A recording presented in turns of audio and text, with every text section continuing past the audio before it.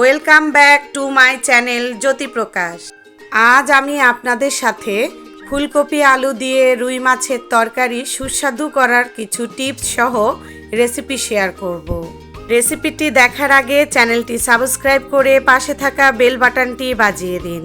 চলে আসলাম মূল রেসিপিতে। প্রথমে একটি ফুলকপি নিয়ে ফুলকপির ডাঁটাগুলো কেটে বাদ দিয়ে দেব।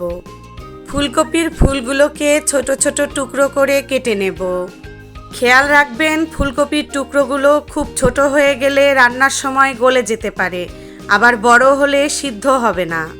আমার ফুলকপি কেটে নেওয়া হয়ে গেছে। এবারে একটি পরিষ্কার পাত্রে ফুলকপির টুকরোগুলো নিয়ে নিচ্ছি। পানি দিয়ে ফুলকপিগুলো ধুয়ে নেব। দেশি আলু খোসা ছাড়িয়ে ছোট ছোট টুকরো করে কেটে নেব। আপনাদের পছন্দের কি রেসিপি দেখতে চান তা জানিয়ে কমেন্ট করতে পারেন। আমার পরবর্তী ভিডিওতে আপনাদের অনুরোধের রেসিপি দেবার চেষ্টা করব। আলুগুলো কেটে নেওয়া হয়ে গেছে, এবারে ভালো করে ধুয়ে নেব।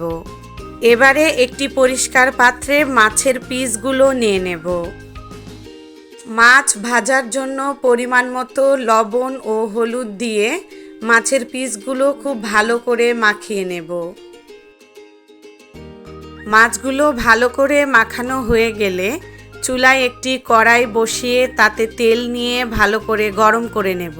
তেল গরম হয়ে এলে প্রথমে একটি শুকনো মরিচ দিয়ে দেব। তারপরে একে একে মাছের পিসগুলো ছেড়ে দেব। মাছ ভাজার সময় গরম তেলে প্রথমে একটি শুকনো মরিচ দিলে পরবর্তীতে মাছ প্যানের সাথে আর লেগে যাবে না বা তেল ছিটকে আসবে না। ছোট ছোট টিপস সহ রেসিপি পেতে ভিডিওটি না টেনে শেষ পর্যন্ত দেখুন। আমার মাছগুলো ভাজা হয়ে গেছে। এবারে তুলে নিয়ে তেলের মধ্যে আলু ছেড়ে দেব। আলুতে 1 চিমটি পরিমাণে হলুদের গুঁড়া দিয়ে খুব ভালো করে উল্টে পাল্টে ভেজে নেব। আলুগুলো ভাজা হয়ে গেলে আলু তুলে নিয়ে কেটে রাখা ফুলকপিগুলো দিয়ে দেব। ফুলকপিতেও 1 চিমটি হলুদের গুঁড়ো দিয়ে খুব ভালো করে উল্টে পাল্টে ভেজে নেব। আমরা এখানে আলু এবং ফুলকপি দুটোই 70% মতো সিদ্ধ করে ভেজে নিব। বাকি 30% তরকারির সময় সিদ্ধ হবে।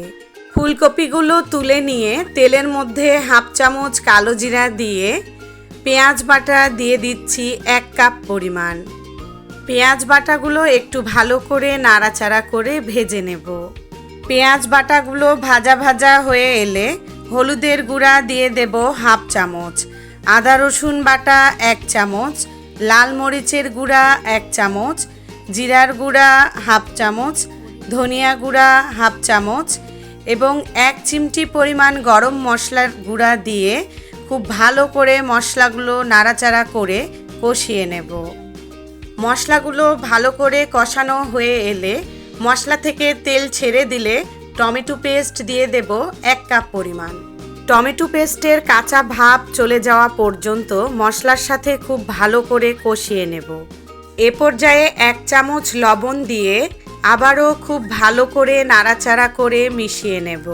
আমরা যেহেতু টমেটোর পেস্ট ব্যবহার করেছি তাই টমেটোর টক ভাবটাকে ব্যালেন্স করার জন্য 1 চামচ মতো চিনি দিয়ে দেব। দেখুন আমার মশলাগুলো থেকে খুব সুন্দর করে তেল ছেড়ে দিয়েছে। এ পর্যায়ে ভেজে রাখা আলু এবং ফুলকপিগুলো দিয়ে দেব। মনে রাখবেন আলু ও ফুলকপি দেওয়ার সাথে সাথেই কিন্তু জল দিয়ে দেবেন না। 2 থেকে 3 মিনিট মশলার সাথে খুব ভালো করে কষিয়ে নিন। তাতে ফুলকপি আলু ও টমেটোর সাথে মিশে খুব সুন্দর একটি অ্যারোমা তৈরি হবে। শুধু জল দিয়ে ফোটালে এটি কোনোভাবেই আসবে না। দেখুন আমার আলুগুলো সিদ্ধ হয়ে গেছে। এ পর্যায়ে ভেজে রাখা মাছগুলো দিয়ে দেব। 5 থেকে 6টি কাঁচামরিচ আগার দিকে একটু কেটে নিয়ে দিয়ে দেব। কাঁচামরিচ তরকারিতে একটি খুব সুন্দর ফ্লেভার অ্যাড করে। আপনার রান্না সুস্বাদু করতে ছোট ছোট টিপস সহ রেসিপি পেতে চ্যানেলটি সাবস্ক্রাইব করুন। দেখুন আমার ফুলকপি আলু দিয়ে রুই মাছের ঝোল রান্না প্রায় শেষ। এবারে পরিবেশনের পালা।